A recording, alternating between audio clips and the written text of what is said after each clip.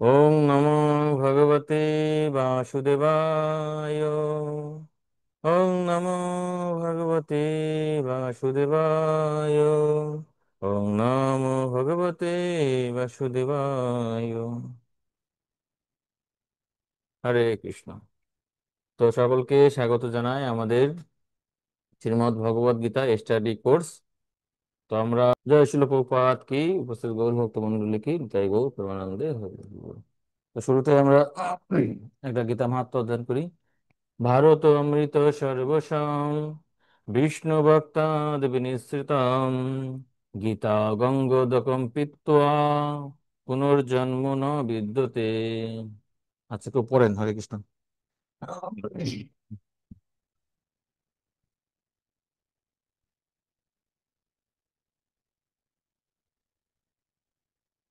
হরে কৃষ্ণ।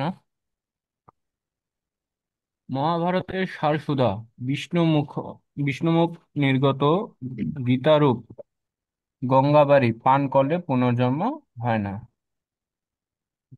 হরে কৃষ্ণ। তো আমরা যদি এই গীতা অধ্যয়ন করি তাহলে আমাদের কি হবে? পুনর্জন্ম ন বিদ্যতে। এই দুঃখময় জড়জগতে আমাদের আর ফিরে আসতে হবে না। তো আমরা এই যে অধ্যায়টা,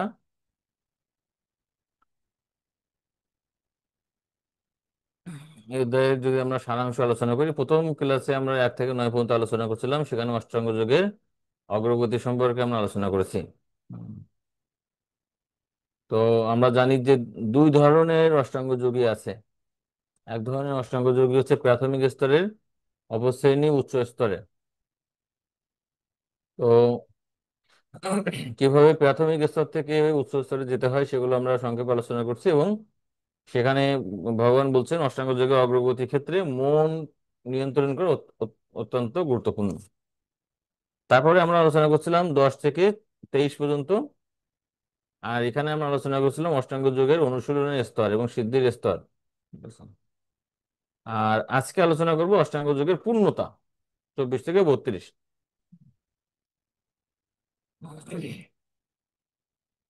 এছাড়াও আমরা পরবর্তী দুইটি ক্লাসে বা দুইটি ক্লাস না, একটি ক্লাসে হয়ে যেতে পারে। ঠিক আছে, এই 33 থেকে 47 পর্যন্ত অষ্টাঙ্গ যোগের ক্ষেত্রে মন নিয়ন্ত্রণের গুরুত্ব এবং অসফল যোগীর গন্তব্য সর্বশ্রেষ্ঠ যোগী। ঠিক আছে, তো দেখি ওটা কয়টা ক্লাস নেওয়া যায় সে বিষয়ে আমরা তো পরে জানিয়ে দিব। তো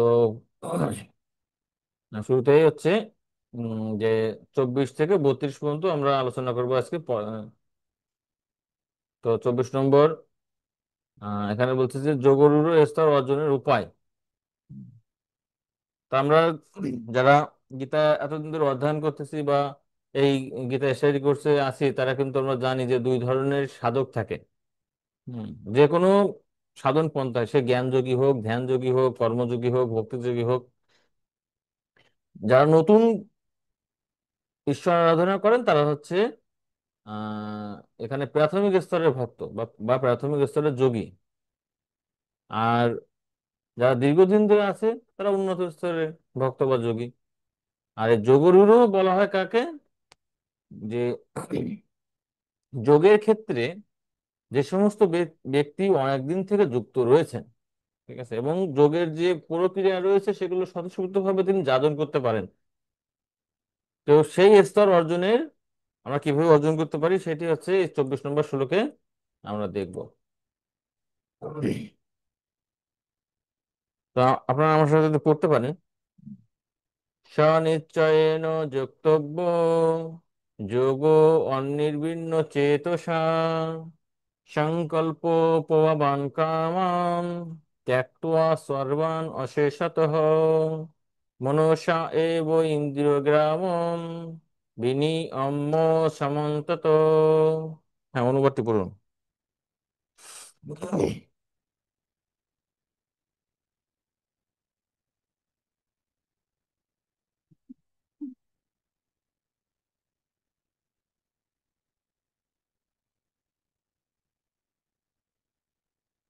হরে কৃষ্ণ।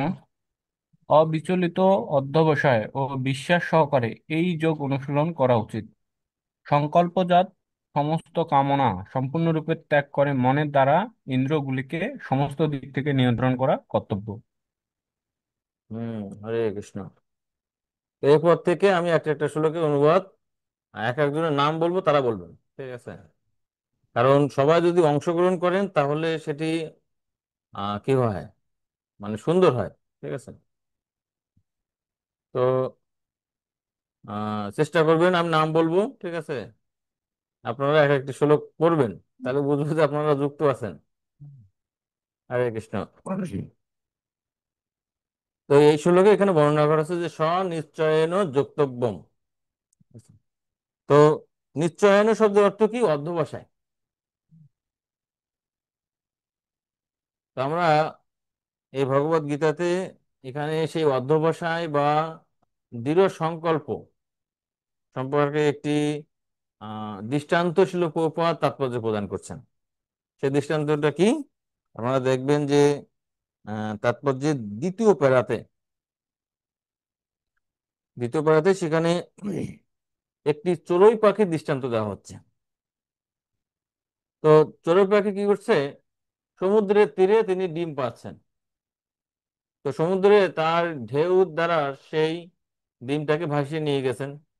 তো তিনি, সেই চড়ুই পাখিটি, মা চড়ুই পাখিটি সমুদ্রকে হুমকি প্রদান করছেন যে তুমি যদি আমাকে আমার ডিম ফেরত না দাও তাহলে আমি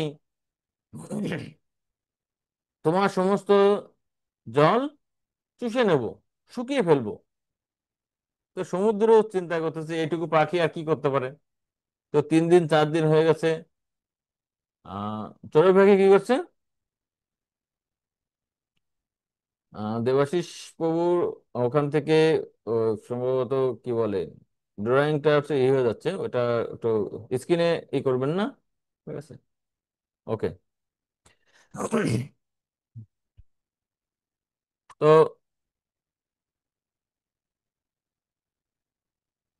চড়ুই পাখি কি করছে তখন? চড়ুই পাখি তখন সেই জলটাকে, মানে তিনি চেষ্টা করছেন যে তার ঠোঁট দিয়ে অল্প অল্প করে জল নিয়ে আর এক পাশে ফেলতে। তো সেভাবে কি কখনো সম্ভব? একটি চড়ুই পাখি কখনো কি সমুদ্রের জল কি শুকাতে পারবে? পারবে না। তো এইভাবে সকলে হাসাহাসি করছে। তো এইভাবে যখন সকলে হাসাহাসি করছে, তখন গরুর দেব এই সংবাদ তিনি শুনতে পেয়েছেন।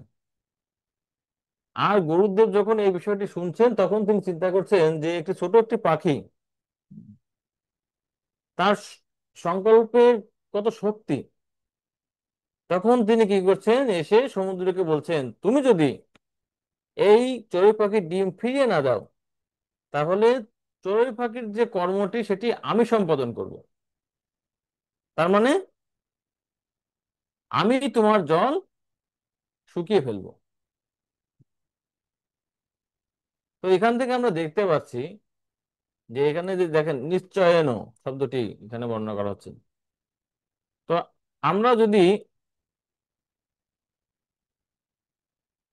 কৃষ্ণ ভাবনায় যদি আমরা যদি মনে করি যে না, ভগবান আমাদেরকে সাহায্য করবেন, ঠিক আছে, আমরা একদিন না একদিন সফল হবই, তখন কি হবে? এই অধ্যবসায়টি আমাদের থাকবে। কিন্তু যখন আপনি নিশ্চিত না যে আসলে আমি সফল হব কিনা, আসলে আদৌ কি আমি ভগবানকে লাভ করতে পারবো, এরকম যদি সংশয় থাকে তাহলে এই নিশ্চয় আত্মিকা হওয়া সম্ভব না। এজন্য তাৎপর্য দেখেন প্রথম প্যারাতে শিল প্রভুপাদ এখানে বলছেন, এখানে ছিল রূপ গোস্বামীর একটি শ্লোক, উপদেশামৃতের একটি শ্লোক এখানে দেখতে পাচ্ছি, ঠিক আছে? 3 নম্বর শ্লোক, যে ভক্তি জীবনের অনুকূল কি? উৎসাহাত নিশ্চয়াত ধৈর্যাৎ তত্তৎ কর্ম প্রবর্তনাৎ সঙ্গ ত্যাগাৎ শতবৃত্তে সর্ববিধ ভক্তি প্রসিদ্ধতি। আমাদের ভক্তি কিভাবে বর্ধিত হবে? যে আমাদের সেবা কাজে উৎসাহ থাকা লাগবে, উৎসাহ। তারপর হচ্ছে ধৈর্যাৎ, 3 নম্বর পয়েন্ট, ধৈর্যাৎ, যে ধৈর্য ধারণ করতে হবে। ছিল প্রভুপাদ এই শ্লোকের তাৎপর্যে, তার মানে উপদেশামৃতের এই শ্লোকের তাৎপর্যে বলছেন, যদি কোনো আহ মানে ব্যক্তি বা মাতাজি যদি বিবাহ হয়, তো বিবাহ হওয়ার সাথে সাথে কি সে মাতাজি কি সন্তানের মুখ দেখতে পারে? তিনি কি মা হতে পারবেন? পারবেন না। শিল প্রভুপাদ বলছেন তিনি যদি ধৈর্য সহকারে তার পতির সেবা করে যথাসময়ে তিনি মাতৃত্বের স্বাদ লাভ করতে পারবেন। তো সেটা এখানে বলছেন যে উৎসাহাত, ঠিক আছে, এবং ধৈর্য, ধৈর্য ধারণ করতে হবে ভক্তি জীবনের ক্ষেত্রে বলেন বা যোগ অনুশীলনের ক্ষেত্রে ধৈর্যটি খুবই গুরুত্বপূর্ণ। বা কর্মের ক্ষেত্রে ধরেন, যে কোনো ক্ষেত্রে ধরেন, প্রত্যেকটি ক্ষেত্রে কোনটি দরকার? প্রতিটি ক্ষেত্রেই আমাদের ধৈর্যটি অত্যন্ত গুরুত্বপূর্ণ। উৎসাহাত ধৈর্যাত। তো উৎসাহ এবং ধৈর্য তখনই ঠিক থাকবে যখন, যে মাঝখানে যে শব্দটি বলছেন দেখেন, এখানে বলছেন নিশ্চয়াত, ঠিক আছে, নিশ্চয়াত শব্দের অর্থ কি? দেখেন এইখানে বলছে নিশ্চয়ন, ঠিক আছে। তো নিশ্চয় শব্দের অর্থ কি? বা নিশ্চয় শব্দের অর্থ যে অবশ্যই, ঠিক আছে। তো নিশ্চয় শব্দের অর্থ হচ্ছে যে অবশ্য রক্ষিবে কৃষ্ণ বিশ্বাস পালন। আমি এই যে ভগবানের জন্য যতটুকু কর্ম করছি, ভক্তি করছি, ভগবান কখনো আমার এই ভক্তি যুগের কর্মগুলো ভোলেন না, ঠিক আছে। তাই সেটা হচ্ছে এখানে নিশ্চয়াত, ঠিক আছে। এই নিশ্চয়াত শব্দটি এখানে ব্যাখ্যা। তো উৎসাহাত, নিশ্চয়াত এবং ধৈর্যত, এটা হচ্ছে একই সরলরেখায় আছে, একটিকে বাদ দিয়ে আরেকটি হয় না। তো সেগুলো যদি আমাদের মধ্যে থাকে, ঠিক আছে, তাহলে আমরা এই ভক্তি যোগ বলেন বা অষ্টাঙ্গ যোগে বলেন, আমরা সফল হতে পারবো।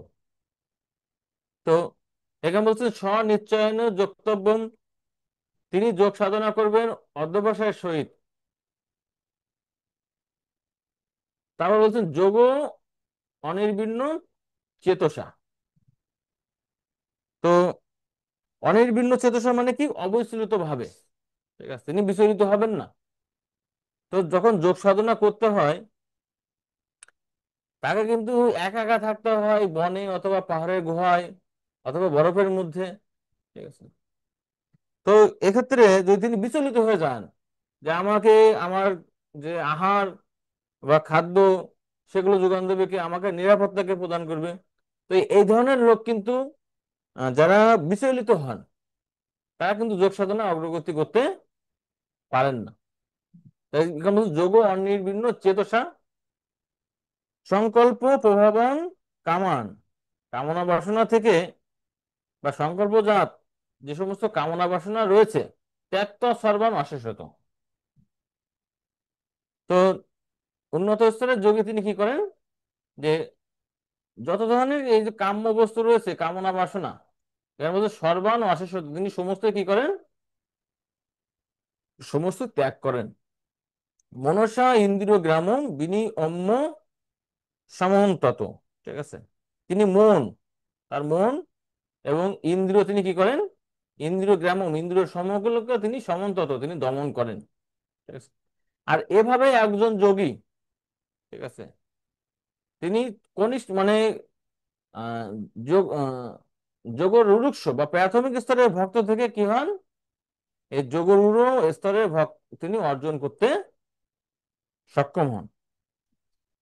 আশা করি আপনারা বুঝতে পারছেন। তো ঠিক আছে, আমরা পরের শ্লোকে যাই, 25 নম্বর শ্লোক।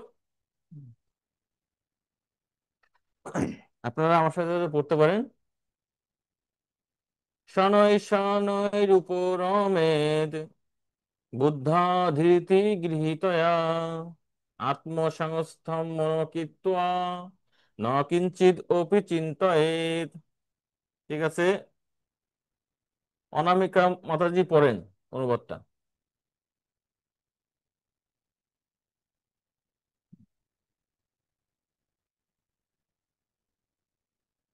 প্রভু, আমি পড়বো। হ্যাঁ, পড়েন। অনুবাদ: ধৈর্যযুক্ত বুদ্ধির দ্বারা মনকে ধীরে ধীরে আত্মাতে স্থির করে এবং অন্য কোনো চিন্তা না করে সমাধিস্থ হতে হয়। ধন্যবাদ। তো আগের শ্লোকে যেটি বলছে যে দৃঢ়চিত্ত অধ্যবসায় ভয় শূন্য হয়ে মন ইন্দ্রিয়গুলোকে নিয়ন্ত্রণ করে কি করতে হয়? যোগরূঢ় স্তরে যেতে হয়। তো 24 এবং 25 নম্বর শ্লোকে সেই বিষয়টি আরো একটু ব্যাখ্যা প্রদান করা হচ্ছে 24 নম্বর শ্লোকে, যে কিভাবে যোগরূঢ় স্তর বা উন্নত স্তরে যোগী হতে হয়। আর এটি যদি আমাদের ক্ষেত্রে কৃষ্ণ ভাবনায় আমরা যারা যুক্ত আছি তাদের জন্য কি হবে, তাদের জন্য হচ্ছে কি, যে কিভাবে ভক্তিতে আমরা উন্নত হতে পারি। ঠিক আছে। তো এখানে দেখেন যে অধ্যবসায় বলেন, ঠিক আছে, বা আমরা যেটা বলছিলাম ধৈর্য, তো সেটার এখানে ব্যাখ্যা প্রদান করা হচ্ছে যে শনৈ শনৈ উপরমেদ। শনৈ শনৈ শব্দের অর্থ কি? শনৈ শনৈ শব্দের অর্থ হচ্ছে ধীরে ধীরে। কেউ কি আর একদিনে এই করতে পারেন, একদিনে সিদ্ধি লাভ করতে পারেন? বা পড়াশোনা, একদিন পড়াশোনা করে কি আপনি এ প্লাস পেতে পারবেন? আপনাকে সারা বছর পড়তে হবে সুন্দরভাবে, শিক্ষকের গাইডলাইন পালন করতে হবে, তাহলে আপনি ভালো রেজাল্ট করতে পারবেন বা আপনার পড়াশোনায় আপনি সিদ্ধি লাভ করতে পারবেন। এজন্য এই যে বলছেন যে শনৈ শনৈ, ঠিক আছে, এই শব্দটি এখানে গুরুত্বপূর্ণ। তো এখানে তাৎপর্য আপনারা দেখেন, শুরুতেই বলছেন, দেখেন, সুদৃঢ় বিশ্বাস ও বুদ্ধির প্রভাবে ইন্দ্রিয়ের কার্যকলাপ ধীরে ধীরে পরিহার করতে হয়, একে বলা হয় প্রত্যাহার। তো ধৈর্যযুক্ত বুদ্ধির দ্বারা মনকে ধীরে ধীরে আপনাতে স্থির করতে হয়। তার মানে মনের কাজ কি? একদম শুরুতেই দেখেন 5 এবং 6 নম্বর শ্লোকে বলছে মনই হচ্ছে যোগীর ক্ষেত্রে বন্ধু এবং মনই হচ্ছে শত্রু, তাই মনকে নিয়ন্ত্রণ করা কর্তব্য। তাই এই মনটাকে নিয়ন্ত্রণ করতে হবে কিভাবে? একদিনে হবে? যে মনটা আমার সারা জীবন, এমনকি পূর্বে কোটি কোটি জন্ম ধরে অনিয়ন্ত্রিত, যে মনটা আমাকে এত জন্ম ধরে ঘুরিয়েছে, ঠিক আছে, আর সেই মন এত সহজে আমি একটু ভক্তি করলাম, যোগ অনুশীলন করলাম, শান্ত হয়ে যাবে? মনের কাজ হচ্ছে সর্বদাই আমাদের বিপথে চালিত করা। আর বুদ্ধির কাজ, বুদ্ধি আবার দুই প্রকার, কলুষিত বুদ্ধি এবং আপনার বিশুদ্ধ বুদ্ধি। কলুষিত বুদ্ধি মানে কি? যে জড় জগৎকে আমি কিভাবে ভোগ করব, সেই বুদ্ধিকে বলা হয় কলুষিত বুদ্ধি। আর কিভাবে ভগবানের আমি সেবা করব, তাকে বলা হয় এখানে বিশুদ্ধ বুদ্ধি। তো মনটাকে নিয়ন্ত্রণ করতে হবে কার দ্বারা? বিশুদ্ধ বুদ্ধির দ্বারা, অর্থাৎ কৃষ্ণ ভাবনাময় বুদ্ধি।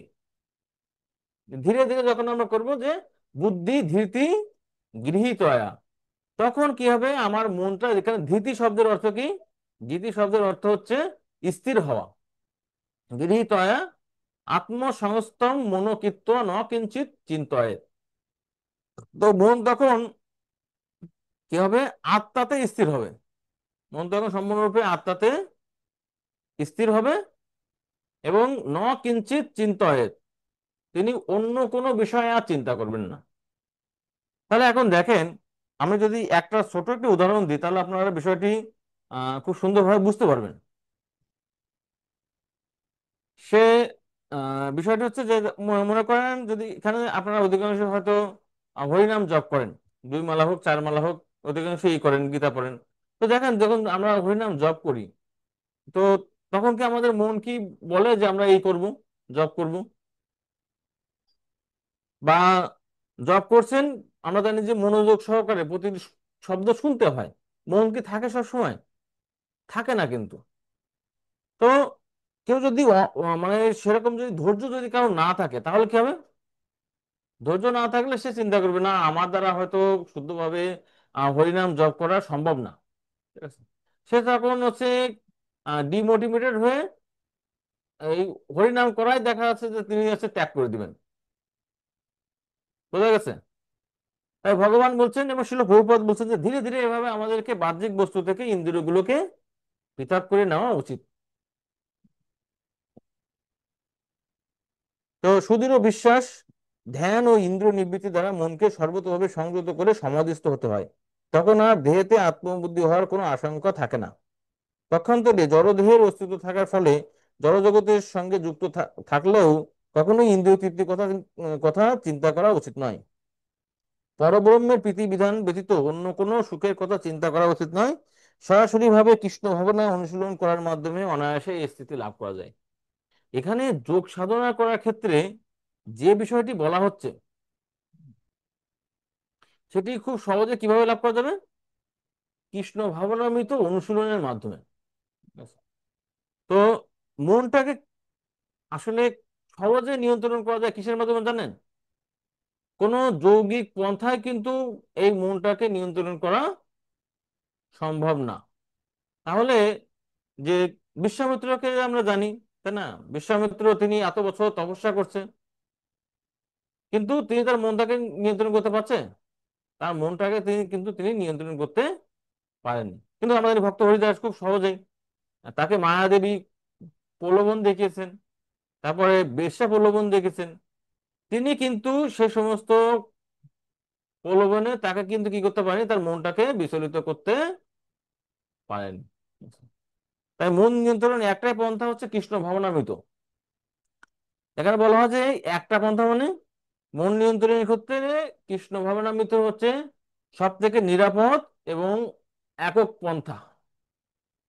অন্য পন্থায় কিছুটা নিয়ন্ত্রণ হয়, কিন্তু পূর্ণরূপে নিয়ন্ত্রণ হয় না। তো ঠিক আছে, আমরা পরের শ্লোকে যাই। 26 নম্বর শ্লোক। এটা হচ্ছে আহ, যোগে সাফল্যের সূত্র। সাফল্যের সূত্রটা কি? সেটা হচ্ছে মন নিয়ন্ত্রণ করা। আচ্ছা, তো ঠিক আছে, আমরা শ্লোকটি পড়ি। ইয়ত ইয়ত নিশ্চলতি মনো চঞ্চলম অস্থিরম তত তত নিয়ম্য এতদ আত্মনাম এব বশম নয়েৎ। তো ঠিক আছে, অনুবাদটা পড়বেন বিজয় প্রভু।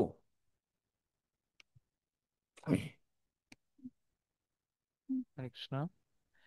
চঞ্চল ও অস্থির মন যে যে বিষয়ে ধাবিত হয়, সেই সেই বিষয় থেকে নিবৃত্ত করে তাকে আত্মার বশে আনতে হবে। হরে কৃষ্ণ। হরে কৃষ্ণ।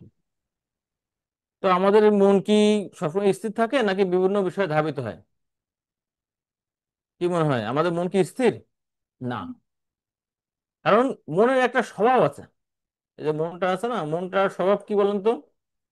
কেউ বলতে পারবেন? মনের দুইটা কাজ আছে, স্বভাব মানে দুইটা কাজ মনের, সেই দুইটা কাজ কি?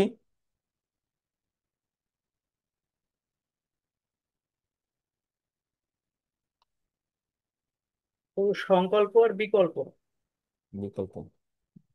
তো এখানে দেখেন, মানে সংকল্প মানে কি, যে বাচ্চাদের মতো এই এখানে যে প্রথম যে শব্দটি বলছে মনো চঞ্চল, এই চঞ্চল কাকে বলা হয় বলেন তো? চঞ্চল কাকে বলা হয় স্বাভাবিক দৃষ্টিতে?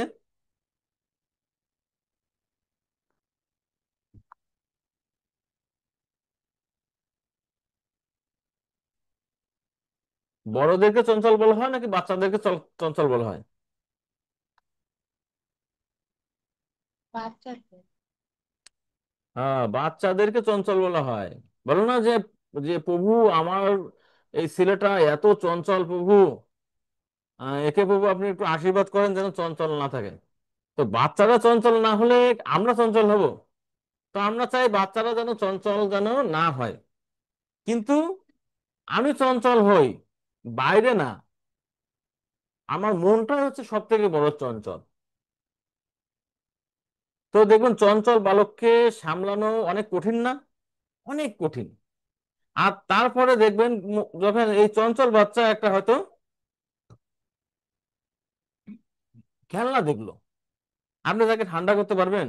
দেখবেন সে হাত পা ছোড়াছুড়ি করবে না?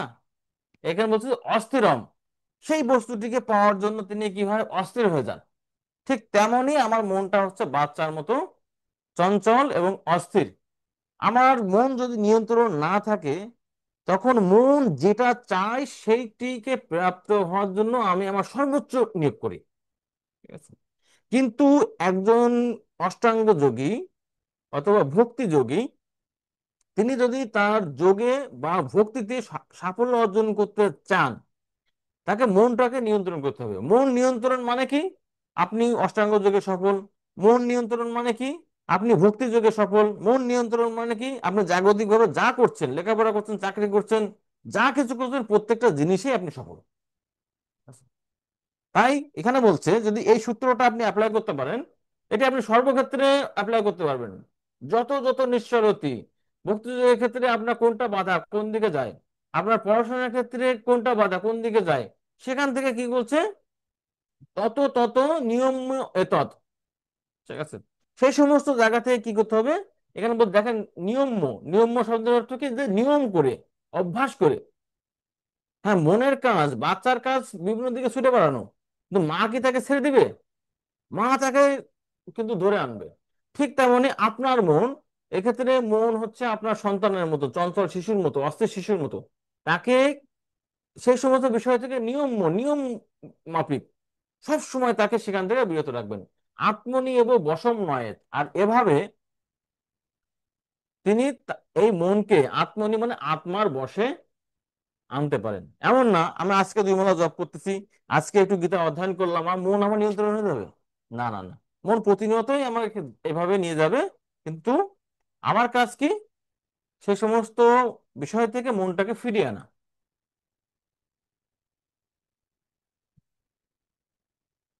তো এখানে তাৎপর্য দেখেন 26 নম্বর শ্লোকে। আমার এই শ্লোকে তাৎপর্য এখানে বলা হচ্ছে যে উম যিনি তার মনটাকে নিয়ন্ত্রণ করতে পারছেন, তাকে কি বলা হয়? তাকে বলা হয় গোস্বামী। আর যিনি তার মনটাকে নিয়ন্ত্রণ করতে পারেন না, তাকে বলা হয় গোদাস। তো প্রকৃতপক্ষে আমি কার প্রতি নিয়ন্ত্রণ করলাম?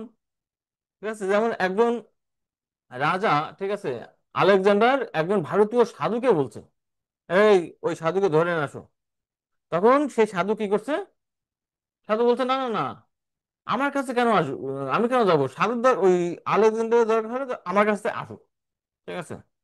তখন আলেকজান্ডার খেপে গেছে যখন শুনছে, যাও ওকে গর্দান দিয়ে দাও। ঠিক আছে, ওর এত বড় সাহস, আমাকে কে বলছে যে ওখানে যেতে? তখন কি হয়েছে? তখন আহ সাধু বলছে, ঠিক আছে গদ্দার নেবেন, কিন্তু আলেকজান্ডারের সাথে আমার কথা আছে, তাকে এখানে ডেকে আনো। তখন আলেকজান্ডারকে বলছে যে, তুমি কি করছো? কয়, আমি এত বিশাল রাজ্য, এত সাম্রাজ্য অর্জন করছি। হ্যাঁ। তখন তিনি বলছেন যে, তুমি এত কিছু অর্জন করছো, এত কিছু নিয়ন্ত্রণ করো, কিন্তু তুমি একটি স্থানে ব্যর্থ। সেটি কি? সেটি হচ্ছে মন নিয়ন্ত্রণ। ঠিক আছে। তাই মন নিয়ন্ত্রণ করা সহজ নয়। ঠিক আছে। প্রকৃতপক্ষে তাহলে সেক্ষেত্রে বড় কে? এখানে সাধু বড় নাকি আলেকজান্ডার বড়? এখানে সাধু বড়, কারণ তিনি সারা পৃথিবী জয় করতে পারেন, কিন্তু আলেকজান্ডার মন নিয়ন্ত্রণ করতে পারেন না। সাধু সারা পৃথিবী জয় করতে পারেন না, কিন্তু তিনি তার মনকে নিয়ন্ত্রণ করে তিনি গোস্বামী। ঠিক আছে। আর উনি সারা পৃথিবীকে জয় করেও তিনি ইন্দ্রিয়ের দাস। ঠিক আছে। আর এক্ষেত্রে সাধু হচ্ছে বা কৃষ্ণ ভক্ত হচ্ছে ইন্দ্রিয়ের প্রভু। ওকে। 27 নম্বর শ্লোক আমরা পড়বো এখানে। 27 এবং 28 নম্বর শ্লোকে দুই ধরনের উপলব্ধির কথা বলা হচ্ছে। এভাবে যিনি অষ্টাঙ্গ যোগে সিদ্ধি লাভ করছেন, তো প্রাথমিকভাবে তিনি আত্মাকে উপলব্ধি করেন, এবং তারপরে তিনি পরমাত্মাকে উপলব্ধি করতে পারেন। তো 27 এবং 28 নম্বর শ্লোকে এখানে আত্মা উপলব্ধি এবং পরমাত্মা উপলব্ধি সম্পর্কে বলা হচ্ছে। তো 27 নম্বর শ্লোক আমরা পড়ি। প্রশান্ত মনঃসংহিয়েনম যোগিনম সুখমুত্তমম উপৈতি শান্ত রজসম ব্রহ্মভূত অকল্মষম। আচ্ছা, অনুবাদটি পড়বে দেবাশিস রায়। সুপ্রিয় প্রভু, পড়েন। ব্রহ্মভাব সম্পূর্ণ, প্রশান্ত চিত্ত, রজগুণ প্রশমিত ও নিষ্পাপ হয়ে যার মন আমাতে নিবিষ্ট হয়, তিনি পরম সুখ প্রাপ্ত হন। হুম, ধন্যবাদ প্রভুকে। তো এখানে বলছে যে ব্রহ্মভূত স্তর অর্জন, যে প্রশান্ত, প্রশান্ত মনসম। ঠিক আছে। তো প্রশান্ত শব্দের অর্থ কি?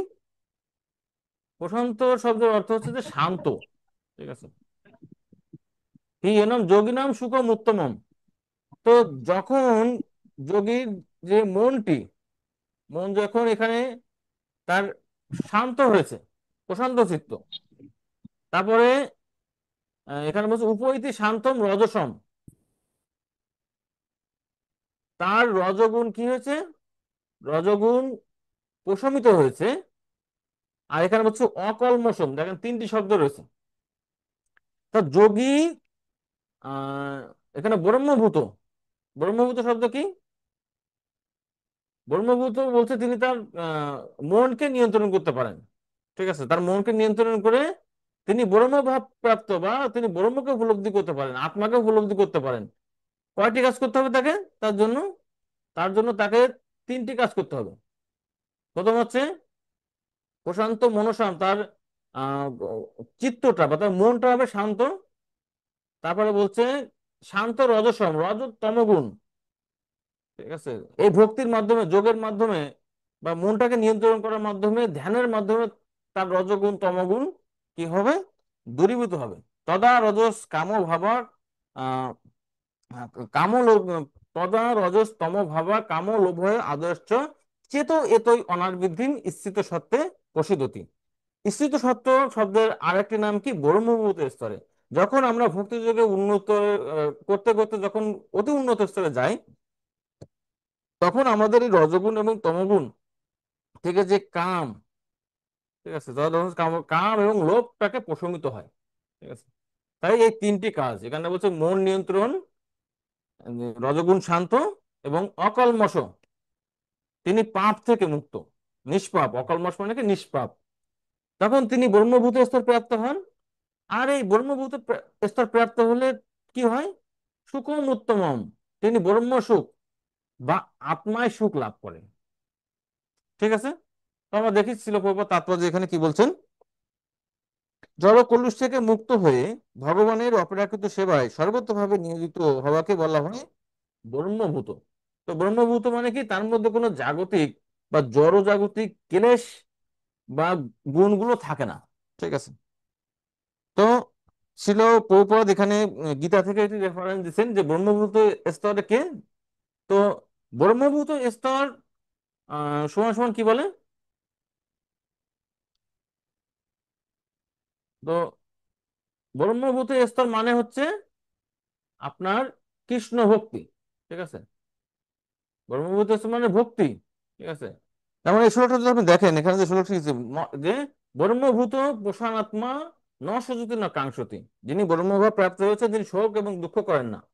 সমসর্বস্ব ভূত, সমস্ত জীবের প্রতি তিনি সমদর্শী, মদ ভক্তি লভেত পরম, তিনি আমার পরাভক্তি লাভ করেন। তার মানে যিনি ব্রহ্মভূত স্তরে রয়েছে, তার মানে তিনি ইতিমধ্যেই ভক্তি যোগের স্তরে উত্তীর্ণ হয়েছেন। তো ঠিক আছে, আমরা পরের শ্লোকটা এই করি। 28 নম্বর শ্লোকে, 27 নম্বর শ্লোকে বলছে আত্ম উপলব্ধি, 28 নম্বর শ্লোকে আসছে পরমাত্মা উপলব্ধি। তো আমরা এটা দেখি। যুঞ্জন এবং সদাত্মনম যোগী বিগত কলমশঃ সুখেন ব্রহ্ম সংস্পর্শম অত্যন্তম সুখম অশ্নুতে। ঠিক আছে, জ্যোতি রানী মাতাজি পড়বেন। হরে কৃষ্ণ। হরে কৃষ্ণ। এভাবেই আত্মসংযমী যোগী নিরন্তর যোগ সাধনায় স্থিত থেকে জড়জগতের সমস্ত কলুষ থেকে মুক্ত হন এবং ভগবানের প্রেমময়ী সেবার মাধ্যমে ব্রহ্ম সংস্পর্শরূপ পরম সুখ আস্বাদন করেন। হরে কৃষ্ণ। হরে কৃষ্ণ। তো এই যে ব্রহ্ম সংস্পর্শ, এটাই হচ্ছে যোগের সফলতা। ধ্যান যোগে ভক্ত যোগী পায় যার দর্শন।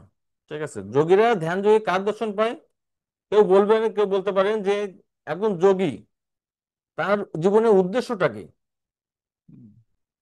কাকে পাওয়ার জন্য তিনি এত তপস্যা করছেন, ক্লেশ করছেন, বলতে পারবেন? এটা সহজ প্রশ্ন, আপনারা বলেন, যে কেউ বলতে পারেন।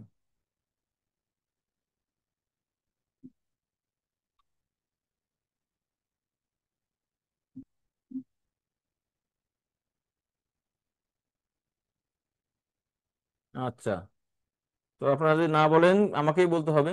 ঠিক আছে, তা আমি বলি, একজন যোগীর জীবনের উদ্দেশ্য হচ্ছে পরমাত্মাকে দর্শন করা। তাই এখানে বলছে দেখেন যে ব্রহ্ম সংস্পর্শ শব্দের অর্থ কি? পরমাত্মা উপলব্ধি। তার মানে তার জীবনের সাফল্য। ঠিক আছে, তো এখানে বলছেন যে যুঞ্জন এবং সদাত্মনম যোগী বিগত কলমশা। আগের শ্লোকে যেটা বলা হচ্ছে দেখেন, অকলমশ আছে। আর এই অকলমশ এবং এই বিগত কলমশা মানে যিনি সমস্ত পাপ থেকে মুক্ত হয়েছে। এই যোগী সর্বদা কি করেন? সর্বদাই, সেখানে বলছে সদাত্মনম, কখনোই কিন্তু তিনি তার যোগ সাধনা বা সাধনায় কিন্তু তিনি ঘাটতি প্রদান করেন না। তো অনেক সময় হয় কি যে দীর্ঘদিন যখন কোনো কিছু অনুসরণ করা হয় তখন তার প্রতি আমাদের আর থাকে না, যে না অনেকদিন তো করলাম, এখন একটু রেস্ট নিই। ঠিক আছে? কিন্তু হরিদাস ঠাকুরকে এভাবে বলা হয়। মহাপ্রভু বলেন যে দেখো হরিদাস, তুমি তো এখন অসুস্থ, বৃদ্ধ হয়ে গেছো, তুমি সংখ্যা মালায় একটু 192 মালা থেকে একটু কমাও, 3 লক্ষ নামা নিতে হবে না। কৃষ্ণ তো জানেন, কিন্তু হরিদাস ঠাকুর সেই সময় বলছেন যে না না না, সংখ্যা মালা আমার জন্য কি করা যাবে না, কমানো যাবে না। তাই এখানে বলছে যে যুঞ্জন সদাত্মনম, সর্বদাই কোনো পরিস্থিতিতে তিনি কি করবেন না, তিনি তার সাধনার ক্ষেত্রে তার স্থিতি থেকে তিনি মানে দূরে আসেন না। আর এই ধরনের যোগী, ব্রহ্মভূত স্তরের যোগী পরিশেষে কি হয়? সুখেন ব্রহ্ম সংস্পর্শ। তো এখানে এইটা দেখেন, ব্রহ্ম সংস্পর্শ, ব্রহ্ম সংস্পর্শ শব্দ অর্থ কি? তিনি পরমাত্মাকে সামনাসামনি দর্শন করছেন এবং পরমাত্মা থেকে কখনো তিনি বিচ্যুত হন না। আর এইভাবে পরমাত্মাকে যখন তিনি প্রতিনিয়ত সর্বক্ষেত্রে সর্বস্থানে সর্বভূতে পরমাত্মাকে দেখেন, তখন তিনি যে আত্যন্তিকী সুখ, সুখম অশ্নুতে অত্যন্তম, অত্যন্ত শব্দের অর্থ কি আমরা জানি। অত্যন্ত শব্দের অর্থ হচ্ছে যে অত্যাধিক, অত্যাধিক বেশি সুখ তিনি লাভ করেন। ঠিক আছে? এবং এই সুখটা জাগতিক সুখ থেকে আলাদা। তো আমরা তারপর যে ছিল প্রভুপাদ এখানে বলছেন, দেখেন, আত্ম উপলব্ধির অর্থ হচ্ছে ভগবানের সঙ্গে আমাদের নিত্য সম্পর্কের পরিপ্রেক্ষিতে আমাদের স্বরূপ সম্বন্ধে জানা। তো এখানে যে পরমাত্মা উপলব্ধির কথা বলা হচ্ছে, আর ভক্তদের ক্ষেত্রে ভগবান উপলব্ধি। তো যারা আমরা ভক্তি যোগের অনুশীলন যারা আমরা করছি, তো আমাদের ক্ষেত্রে এখানে ব্রহ্ম সংস্পর্শটা কি হবে? যে ভগবান শ্রীকৃষ্ণ হচ্ছে প্রভু এবং আমি হচ্ছে দাস, এটাকে যখন আমরা স্বতঃস্ফূর্ত ভাবে মনে করতে পারবো। এখন আমরা কিন্তু চেষ্টা করছি, ঠিক আছে, মনে করছি যে ভগবানের আমরা দাস, কিন্তু সবসময় আমাদের ওই ভাবটা থাকে না, মাঝে মাঝে আমরাও প্রভু হয়ে যাই। কিন্তু যখন আমি ভক্তি যোগে ব্রহ্ম সংস্পর্শ স্তরে আসবো বা একদম পূর্ণাঙ্গ স্তরে আসবো, প্রেম স্তর বলা হয়, প্রেম স্তরে আসবো, তখন অটোমেটিক্যালি, ঠিক আছে, এই মানে ভগবত দাসের যে সুখ, ঠিক আছে, সেটা আমি লাভ করতে পারবো। পরের শ্লোক, 29 নম্বর শ্লোক। এই 29 এবং 30-এ আলোচনা করা হচ্ছে সিদ্ধ যোগীর দর্শন সম্পর্কে। তো আমাদের সুন্দর একটি শ্লোক, আপনারা, আমি পড়ছি, আপনারা বলবেন। সর্বভূত সর্বভূতস্তম আত্মনম সর্বভূতানি চ আত্মনি ঈক্ষতে যোগ যুক্তাত্মা সর্বত্র সমদর্শন। তো নিহার রঞ্জন রায় ও পড়েন। হরে কৃষ্ণ। প্রকৃত যোগী সর্বভূতে আমাকে দর্শন করেন এবং আমাতে সবকিছু দর্শন করেন। সেই পরম ব্রহ্মরূপ আমাকে যোগযুক্ত আত্মা সর্বত্রই দর্শন করেন। হরে কৃষ্ণ। তো দেখেন, একজন সিদ্ধ যোগী তার দৃষ্টিভঙ্গি এবং আমাদের দৃষ্টিভঙ্গির মধ্যে পার্থক্য আছে। একজন শুদ্ধ ভক্ত আর একজন সাধারণ ব্যক্তি বা একজন নবীন ভক্তের মধ্যে পার্থক্য আছে। তো আমরা দেখবেন কুকুরকে দেখলে মনে কি মনে হয়? কুকুরকে দেখলে আমাদের কুকুরই মনে হয়। ঠিক আছে? তারপরে মানুষকে দেখলে মানুষ মনে হয়, কিন্তু কোনো মানুষকে আমার বন্ধু মনে হয়, কোনো মানুষকে আমার নিরপেক্ষ মনে হয়, কোনো মানুষকে আমার শত্রু মনে হয়।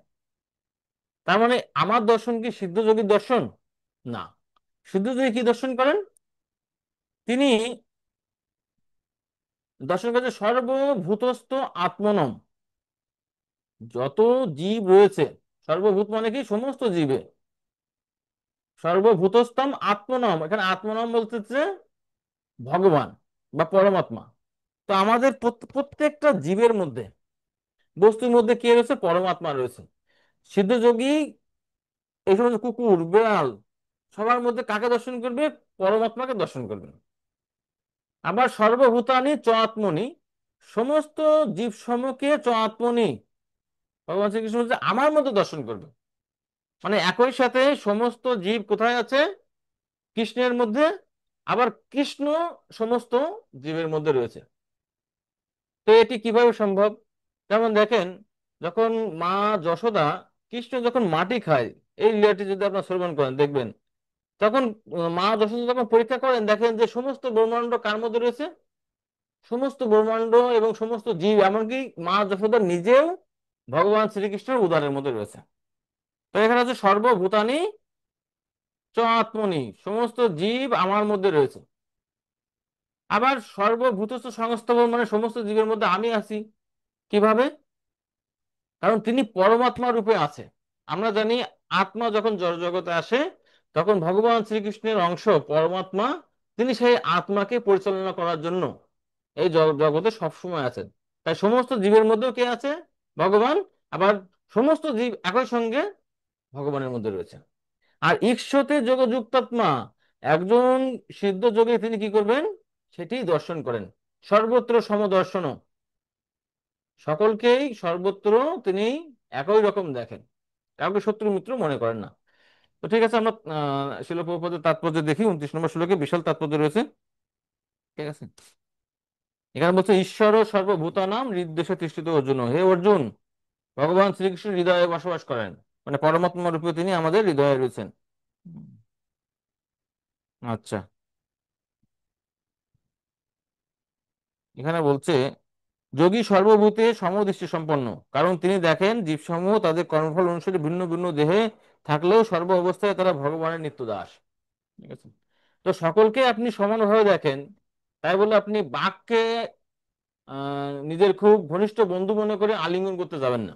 ঠিক আছে, তার মধ্যে পরমাত্মা আছে, কিন্তু তার স্থিতি তো আর তো সমদর্শন না। সে তো আপনাকে তো আর ওইভাবে দেখবে না, আপনাকে, আপনি তাকে দেখবেন পরমাত্মা, আপনাকে সে দেখবে খাদ্য রূপে। ঠিক আছে, তো এই জন্য জড়জগতে থাকলে সকলকে আর সমান মনে করবো, কিন্তু তাদের স্থিতি অনুসারে পার্থক্য করা যাবে না, এটা একটু কঠিন। তো ঠিক আছে, 30 নম্বর শ্লোক সিদ্ধযোগীর দর্শন আরো বিস্তারিত ভাবে 29 নম্বর শ্লোকে ব্যাখ্যা প্রদান করা হচ্ছে।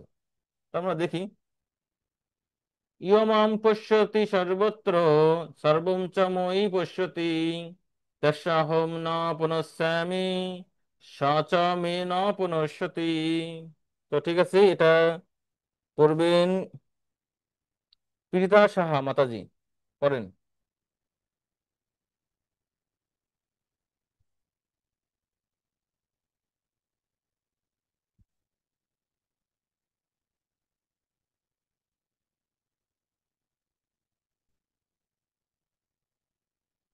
আচ্ছা মাতাজি, পীড়িতা সাহা মাতাজি পড়বেন নাকি তাহলে অন্য একজনকে বলবো?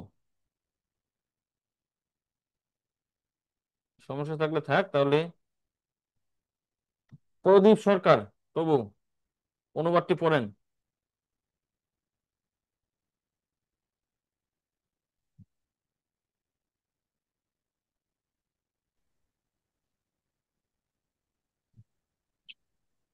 হরে কৃষ্ণ। হ্যাঁ প্রভু, শোনা যায়, পড়েন। প্রকৃত যোগী সর্বভূতে আমাকে দর্শন করেন এবং আমাতে সবকিছু দর্শন করেন।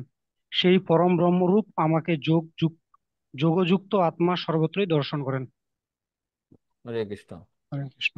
তো যোগী কি করেন? যো মাম পশ্যতি সর্বত্র, একজন সিদ্ধ যোগী যিনি, ভগবান বলছেন আমাকে সর্বত্র দর্শন করেন।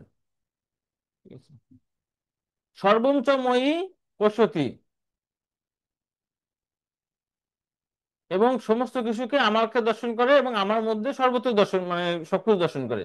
তস্যাহং না পুনঃস্বামী, এই ধরনের ভক্তকে কি আমি কখনো ভুলে যাই না। ঠিক আছে, সচ নামে পুনঃসতি, তিনি আমাকেও ভোলেন না। বুঝা গেছে? তার মানে একজন সিদ্ধ যোগী যদি এই যে দৃষ্টি করলে আমার লাভটা কি হবে? সকলের মধ্যে আমি যখন পরমাত্মাকে উপলব্ধি করব, তাতে আমার লাভটা কি হলো? তো বলছেন যে না, তিনি যেমন আমাকে সর্বত্রই দর্শন করেন, আমিও তাকে সর্বত্রই দর্শন করে থাকি। ঠিক আছে, যে তস্যাহং ন পুনঃস্বামী, যে আমি কখনোই তাকে যে ভুলে যাই না, আমিও তাকে সর্বত্র দেখি। স চ ন পুনঃস্যতি, ঠিক আছে, তিনি কখনো আমাকে মানে ভুলে যান না, এরকম। ঠিক আছে, এটা হচ্ছে সিদ্ধযোগী হওয়ার লাভ। ঠিক আছে, এই দর্শন বা ভক্তিযোগী উন্নত হলে লাভ, ভগবানও আমাদেরকে তখন সর্বত্র দর্শন করে মনে রাখবেন।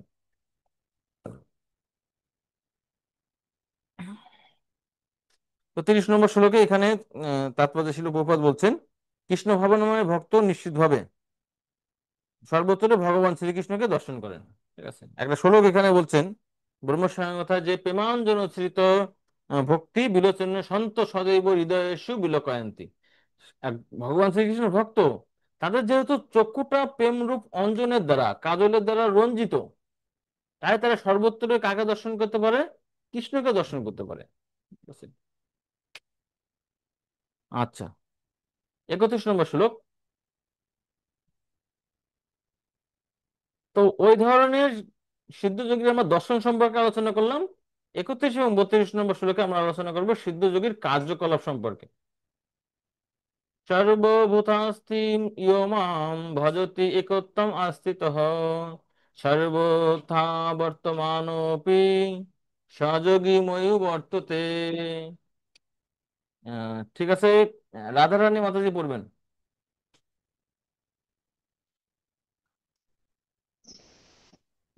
যে যোগী সর্বভূতে স্থিত পরমাত্মা রূপে আমাকে জেনে আমার ভজনা করেন, তিনি সর্ব অবস্থাতেই আমাতে অবস্থান হুম, হরে কৃষ্ণ। এখানে বলছে যে সর্বভূত আস্থিতম যোমাম, যিনি সর্বত্র আমাকে দর্শন করেন, সর্বভূত আস্থিতম সমস্ত জীবের মধ্যে, ভজতি একত্বম আস্থিত, এবং সেভাবে আমাকে আরাধনা করে। ঠিক আছে? সর্বদা বর্তমানে অপি সহযোগী মই বর্ততে, তো সেই যোগী আমাকে প্রাপ্ত হয়। আচ্ছা দেখেন এখানে আমরা তাৎপর্য এখানে দেখি 31 নম্বর শ্লোকে, যে যোগী পরমাত্মা ধ্যান করেন তিনি তার হৃদয়ে শ্রীকৃষ্ণের আংশিক প্রকাশ শঙ্খ চক্র গদা পদ্মধারী চতুর্ভুজ বিষ্ণুকে দর্শন করেন। ঠিক আছে, যোগীর এটি জানা উচিত ছিল যে শ্রীকৃষ্ণ শ্রী বিষ্ণু থেকে ভিন্ন নয়। তাই কারণ শ্রীকৃষ্ণ হচ্ছে শ্রী বিষ্ণুর অংশ, তাই বিষ্ণুকে দর্শন করা এবং ভগবান শ্রীকৃষ্ণকে দর্শন করা একই কথা। তো ঠিক আছে, আমরা আরেকটা শ্লোক আছে, এই শ্লোকটা শেষ করব বলে 32 নম্বর শ্লোক, সিদ্ধ যোগীর কার্যকলাপ। আত্ম অপি, শ্লোকটা কি কঠিন হয়েছে, আত্ম উপমেন্য সর্বত্র সমম পশ্যতি যো অর্জুন সুখম বা ইয়দ বা সুখম দুঃখম সহযোগী পরমম মত। ঠিক আছে, তৃষামণি মাতাজি পড়েন শেষ শ্লোকের অনুবাদটি।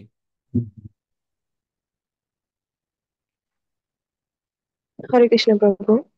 হে অর্জুন, যিনি সমস্ত জীবের সুখ ও দুঃখকে নিজের সুখ ও দুঃখের অনুরূপ সমানভাবে দর্শন করেন, আমার মতে তিনি সর্বশ্রেষ্ঠ যোগী। হরে কৃষ্ণ। এখানে আরো একটু উন্নত স্তরে দর্শন বলা হচ্ছে। ঠিক আছে? যে সবার সুখ দুঃখকে তিনি কি করছেন? নিজের সুখ দুঃখ হিসাবে তিনি মনে করছেন।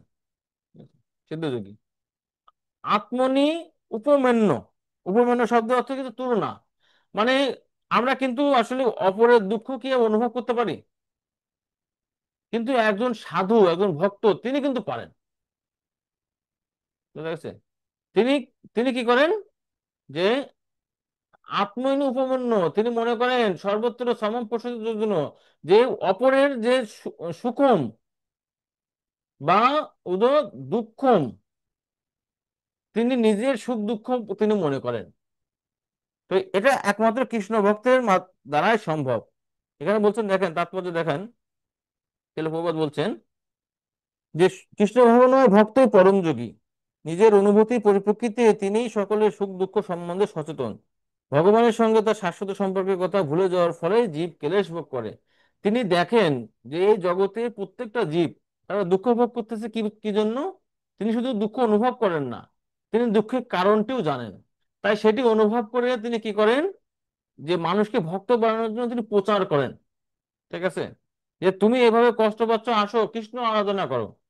কৃষ্ণ ভুলি যেই দ্বীপ অনাদি বহির্মুখ, অতএব মায়া তারে দেয় সংসার দুঃখ। তাতে কৃষ্ণ ভজে করে গুরু সেবন, মায়া জাল ছুটে পায় কৃষ্ণের চরণ। তাই আমরা যদি কাউকে যদি উপকার করতে চাই, তাকে ভগবানের সান্নিধ্যে আনার মাধ্যমে আমরা প্রকৃত উপকার করতে পারি। হরে কৃষ্ণ। জয় শিল প্রভুপাদ কি, উপস্থিত গৌর ভক্ত মন্ডল কি, নিতাই গৌর প্রেমানন্দে। হরি হরি বল।